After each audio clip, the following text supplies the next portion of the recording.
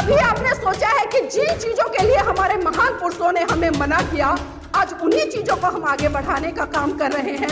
आखिर क्यों? आखिर क्यों? कभी सवाल किया है कि जब आपको स्कूल में पढ़ने का अधिकार नहीं था, आपके लिए विद्यालय के दरवाजे तक बंद थे, आपको घूंघट में चार दीवारी के अंदर रहना पड़ता था, आपको उन रूढ़िवादी परंपराओं का पालन करना पड़ता था कि जब एक पति मर जाता था तो उसके साथ में जीवित स्त्री को जिंदा जला दिया जाता था। लेकिन आप सब भूल गई हैं कि आज ये संकल्प लेती हूँ कि हिंदू धर्म के द्वारा बताए हुए किसी भी त्योहार को नहीं मनाऊंगी,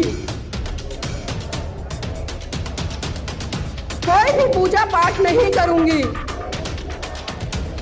न ही मैं होली पूजन करूंगी, न ही मैं दीपावली मनाऊंगी, न ही मैं करवा चौथ जैसे व्रत रखूंगी। पुरुषों को भी चूड़ियां पहनाना, पुरुषों को भी बिछुए पहनाना, फिर देखना समानता कितनी अच्छी लगेगी। और ये बात मैं पुरुष साथियों से भी कह रही हूँ, खाली ये नहीं है कि महिलाओं के लिए ही लागू होती है, क्योंकि जब जब गुलामी की बेड़ियां तोड़ी गई हैं, वो महिलाओं ने तो तोड़ी है, लेकिन उसमें बहुत बड़ा सहयोग मेरे पुरुष साथियों का भी। मातृशक्तियों, सोचिए उस माता रमाबाई ने जिसने एक अच्छी साड़ी नहीं पहनी और उसके त्याग समर्पण बलिदान के कारण आप 1000 रुपए से लेकर 10,000, 20,000, 50,000, यहाँ तक कि मैं ये कहूंगी कि बहुजन समाज की महिला 1-1 लाख रुपए की साड़ियां पहन रही है, तो किसी और की नहीं बल्कि माता रमाबाई के संघर्ष, समर्पण और बलिदान की देन है।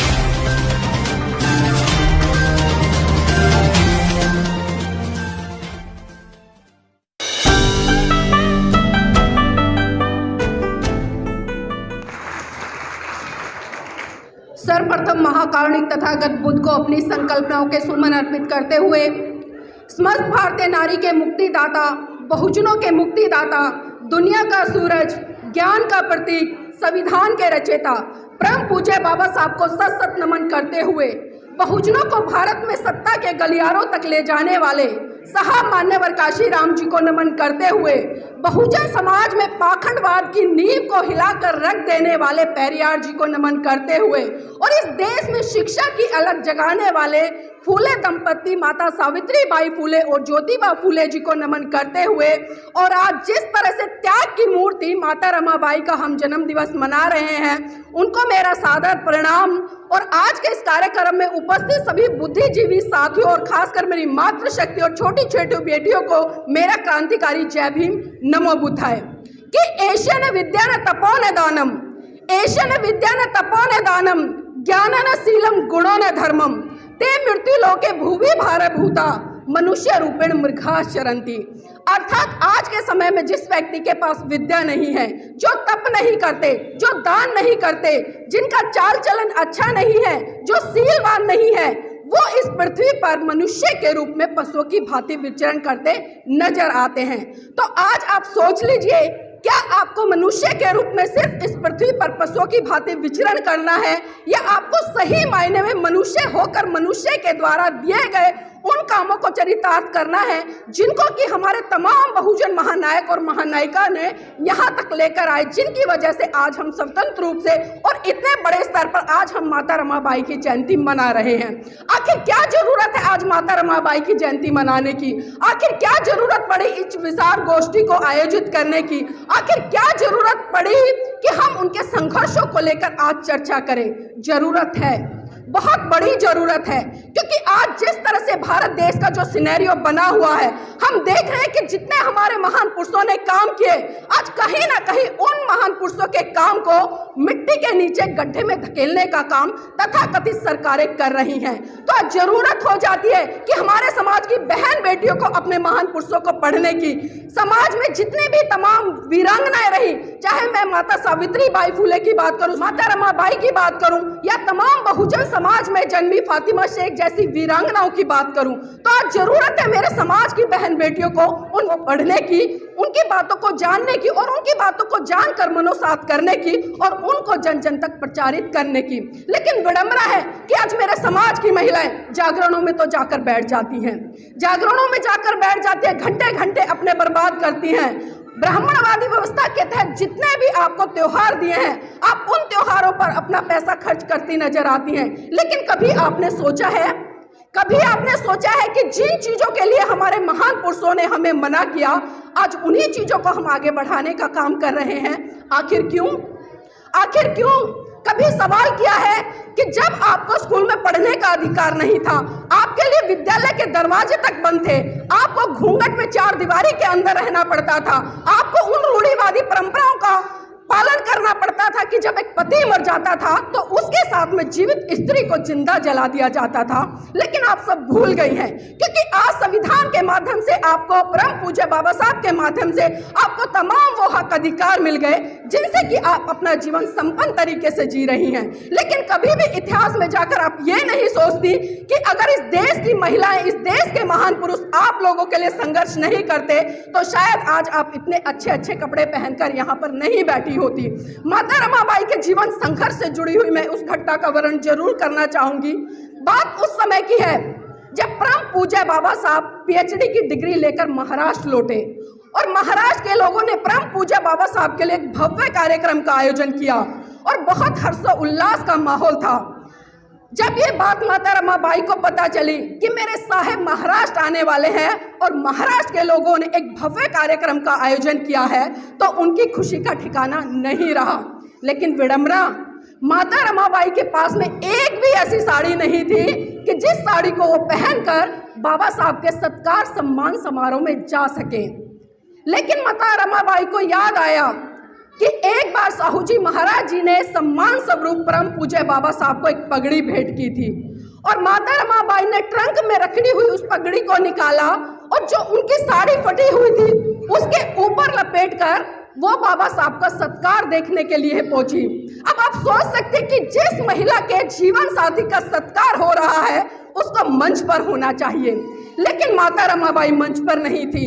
जिस महिला को पहली पंक्ति में होना चाहिए वो महिला पहली पंक्ति में नहीं थी, जिस महिला को दूसरी पंक्ति में होना चाहिए वो महिला दूसरी पंक्ति में भी नहीं थी। मैं ये कहूंगी कि ना तो पहले पंक्ति में, ना दूसरी में, ना तीसरी में, ना चौथी में, यहाँ तक कि दूर दूर तक जितने लोग उस सभा में खड़े थे, माता रमाबाई उस भीड़ में कहीं नजर नहीं आ रही थी।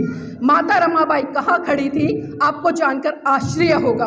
माता रमाबाई भीड़ के पीछे एक पेड़ था, उस पेड़ के पीछे छुपकर खड़ी थी और उसका कारण क्या था कि माता रमाबाई की शरीर पे जो साड़ी थी वो फटी हुई थी और उस साड़ी को उन्होंने उस पगड़ी से ढक रखा था और उन्हें बाबा साहब का पूरा ख्याल था कि अगर लोगों को पता चल गया कि रमाबाई फटी हुई साड़ी पहनकर आई है तो बाबा साहब का क्या सम्मान रह जाएगा, बाबा साहब की क्या इज्जत रह जाएगी। इतनी गंभीरता से माता रमाबाई ने बाबा साहब के बारे में सोचा और भीड़ से पीछे हटकर उस पेड़ के पीछे छुपकर अपने जीवन साथी का सम्मान होते हुए देख रही। आंखों में खुशी के आंसू थे। बाबा साहब भी टकटकी लगाए भीड़ को निहार रहे थे कि कहीं तो उनकी रामू दिखाई दे, कहीं तो उनकी रामू दिखाई दे, क्योंकि बाबा साहब भी बहुत लंबे अरसे के बाद आए थे और एक आस भरी नजर से टकटकी लगा रहे थे उस भीड़ में कि उनकी जीवन साथी रमाबाई कहीं खड़ी दिखाई दे। लेकिन बाबा साहब बहुत भावुक हुए जब उन्हें माता रमाबाई नहीं दिखाई दी।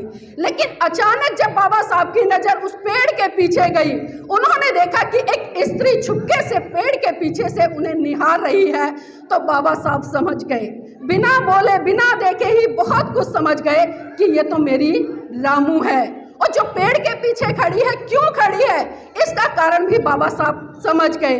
और बाबा साहब ने सभा को खत्म करने के बाद जो जन सैलाब था उसको चीरते हुए रमाबाई के पास पहुंचे और माता रमाबाई का हाथ पकड़कर बोले कि रमा, ऐसा नहीं है कि मैं तेरा साजो श्रृंगार नहीं कर सकता, रमा ऐसा नहीं है कि मैं जो तुझे सोने के आभूषणों से नहीं लाद सकता, रमा ऐसा नहीं है कि मैं तेरा सत्कार नहीं कर सकता, रमा ऐसा नहीं है कि मैं तुझे अच्छी अच्छी साड़ियाँ नहीं पहना सकता, लेकिन रमा जितनी भी जिम्मेदारियां तुम्हारे प्रति हैं उससे ज्यादा कहीं जिम्मेदारी मेरी इस समाज के प्रति बनती है, क्योंकि मैं चाहता हूं कि अगर आज मैंने तुम्हें साड़ी पहना दी तो मेरे समाज की तमाम बहन बेटियां अच्छी साड़ियां पहनने से रह जाएंगी। तो ये त्याग था माता रमाबाई का, ये त्याग था बाबा साहब का। तो माता रमाबाई ने भी बाबा साहब को ढांढस बंधाते हुए कहा कि बाबा साहब मैं आपसे कोई शिकायत नहीं कर रही, मैं आपसे कोई शिकायत नहीं कर रही, बल्कि मैं आपका विश्वास बढ़ा रही हूँ और मुझे उम्मीद है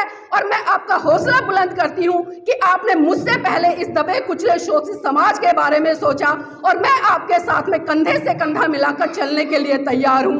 तो मेरी मातृशक्तियों, सोचिए उस माता रमाबाई ने जिसने एक अच्छी साड़ी नहीं पहनी और उसके त्याग समर्पण बलिदान के कारण आप 1000 रुपए से लेकर 10,000, 20,000, 50,000, यहाँ तक कि मैं ये कहूंगी कि आज बहुजन समाज की महिलाएं 1-1 लाख रुपए की साड़ियां पहन रही हैं, तो किसी और की नहीं बल्कि माता रमाबाई के संघर्ष, समर्पण और बलिदान की देन है। तो ऐसी महान शख्सियत को मैं सत नमन करती हूँ और उनका जो संघर्ष है, क्योंकि जितने उनके संघर्ष की यहाँ पर बातें की जाएं शायद कम पड़ जाएगी, लेकिन जरूरत है उनकी बातों को समझने की, जरूरत है उनकी बातों को पढ़ने की, जरूरत है उनकी बातों को मनोसात करने की। क्योंकि हम अक्सर देखते हैं कि हम अपने तमाम महान पुरुषों की जय जयकार कर लेते हैं, उनके द्वारा बनाए हुए नारे लगा लेते हैं या अपने द्वारा बनाए हुए जितने भी स्लोगन हैं उनको घड़ लेते हैं, लेकिन हम कभी भी जाकर धरातल पर वो काम नहीं करते। और आज जिस तरह से मैंने शुरुआती दौर में कहा कि हमारे बहुजन समाज की महिलाएं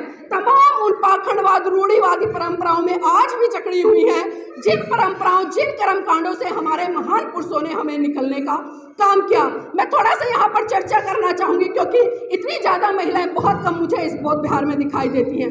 कितनी ऐसी महिलाएं हैं जो पूजा पाठ करती हैं? ईमानदारी से हाथ खड़े कर लीजिएगा। एक भी नहीं करती। अगर सच बोल रही है तो बहुत अच्छी बात है।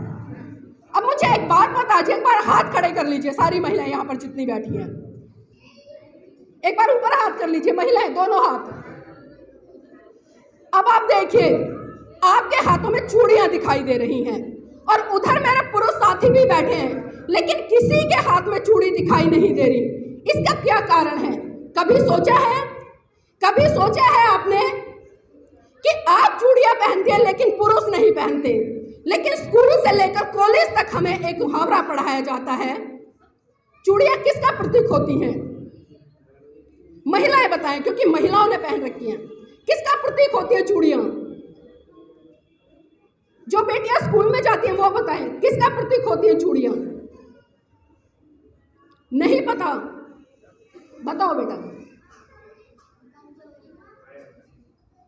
कमजोरी का।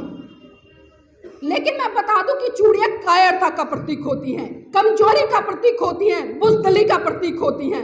और सबसे पहले मेरी ये नारी शक्ति क्या करती है? हम परंपराओं में से बंधे हुए हैं। जब आप लड़की को पक्का करने के लिए जाते हैं तो सबसे पहले हरे कलर की चूड़ियां भेजती हैं।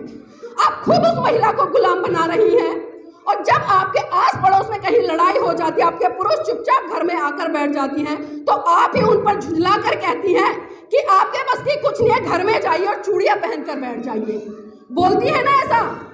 तो फिर क्यों बोलती हैं? क्या मैं ये समझूं कि हम अपने महान पुरुषों का सम्मान नहीं करते, उनकी बातों को मनोसात नहीं करते, सिर्फ खाली उनकी जय जयकार करते नजर आते हैं? तो इसलिए मेरी मातृशक्तियों सोचिए आखिर हम क्या कर रहे हैं, किस दिशा में कर रहे हैं। और जब विवाह होता है तो बहुत सारी चीजों का परिवर्तन हम देखते हैं। जब एक लड़का बारात लेकर जाता है, सर से लेके पांव तक आप महिला को उठाकर देख लीजिए, उसके पैरों में बिछुआ होती है, पायल होती है, गले में मंगलसूत्र होता है, सिंदूर होता है और माथे पे बिंदिया होती है। लेकिन कभी आपने देखा है कि जितने भी आभूषण आपने ग्रहण किए हैं क्या यह पुरुष कभी पहनता है? कभी सोचा है? शादी उसकी भी तो हो रही है ना। जब हम बात समानता की करते हैं, हम बाबा साहब को अनुयायी हैं या हम अपने जितने भी तमाम बहुजन महान पुरुष हैं उनके अनुयायी हैं, तो उनकी बातें क्यों नहीं मानते?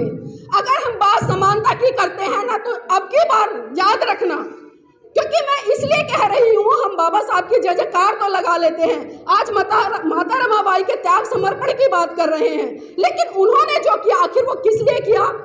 कि जिन चीजों के लिए वो मना करके गए आप उन्हें ही फॉलो करें। तो अगली बार जब आप विवाह करने जाएं, ईमानदारी से मैं कह रही हूँ और ईमानदारी से आपसे आज मैं यहाँ पर कुछ शपथ भी दिलाऊंगी कि जो जो चीजें आप पुरुषों के लिए करती हैं, जिस तरह से पुरुष को देखती हैं, उसी तरह से आप महिलाओं को भी तैयार करना। और नहीं कर सकते ना तो महिलाओं की भी मांग भरवाना, पुरुषों को भी चूड़ियां पहनाना, पुरुषों को भी बिछुए पहनाना, फिर देखना समानता कितनी अच्छी लगेगी। और ये बात मैं पुरुष साथियों से भी कह रही हूँ। खाली ये नहीं है कि महिलाओं के लिए ही लागू होती है, क्योंकि जब जब गुलामी की बेड़ियां तोड़ी गई हैं वो महिलाओं ने तो तोड़ी हैं, लेकिन उसमें बहुत बड़ा सहयोग मेरे पुरुष साथियों का भी रहा है। क्योंकि जब तक पुरुष अपने समाज की महिलाओं को मानसिक रूप से तैयार नहीं करेगा, हमें डराया जाता है, हमें घुमाया जाता है। और आज जिस तरह से हम देख रहे हैं चमत्कारी बाबा जन्मे हुए हैं, अपने चमत्कारों की बातें करते हैं। आप सबने सोचा है कि आखिर वो व्यक्ति क्या बात कर रहा है, किस दिशा में बात कर रहा है। आप तमाम मंदिरों में जाती हो, दर्शन करती हो, प्रसाद चढ़ाती हो, जो आपके पुरुष साथी खून पसीने से पैसा कमा कर लाते हैं, आप उसको इन 30 त्योहारों के नाम पर बर्बाद कर देती हो। लेकिन आप ईमानदारी से सोचिए कि एक साल में जितने भी ये त्योहार पड़ते हैं, और मैं कौन से त्योहारों की बात कर रही हूँ, वो त्योहार जो आपके नहीं हैं, आपकी संस्कृति के नहीं है, आपके महान पुरुषों ने नहीं दिए। आप उन त्योहारों पर कम से कम एक साल में 50,000 से लेकर 60-70 हजार रुपए तक बर्बाद करती हैं, आग लगा देती हैं अपने पति की उस गाढ़े खून पसीने की कमाई में। लेकिन मेरी मातृशक्तियों मैं कहना चाहूंगी कि आज के बाद इन सभी 30 त्योहारों को मनाना बंद करो, क्योंकि हमारे पास में तमाम बहुजन महानायक ऐसे हैं। अगर मैं जनवरी से ही शुरुआत करूं तो आप दिसंबर के लास्ट तक चले जाइए। तमाम महान पुरुषों की जयंती आती है, उनके परिनिर्वाण दिवस आते हैं, आप उनको मनाइए। अगर पैसा खर्च करना है तो अपने बच्चों की शिक्षा पर कीजिए, उनको आगे बढ़ाने के लिए कीजिए, ना कि खाली सिर्फ इन त्योहारों पर पैसा खर्च करके आप उनमें आग लगाने का काम कीजिए। क्योंकि माता रमाबाई का जो संघर्ष रहा है वो कितना महत्वपूर्ण है, ये भी सोचने वाली बात है। शायद मुझे लग रहा है थोड़ा व्यवस्था गड़बड़ हो रही है, तो एक बार मैं यहाँ पर आप सभी से कुछ संकल्प दिलवाना चाहूँगी। और वो संकल्प इसलिए है क्योंकि आज हम लोगों ने माता रमाबाई की जयंती मनाई है, तो उनकी जयंती पर हमें कुछ संकल्प लेने चाहिए, हमें प्रेरणा लेनी चाहिए, और आज हमें निर्णय करना चाहिए कि हम उनको सही रूप से कैसे आदरांजलि करें। खाली ये नहीं कि उन्होंने कह दिया और हमने उसको सुनकर छोड़ दिया। तो सभी साथी यहाँ पर खड़े हो जाए, महिला भी पुरुष भी, सभी खड़े हो जाइए एक बार।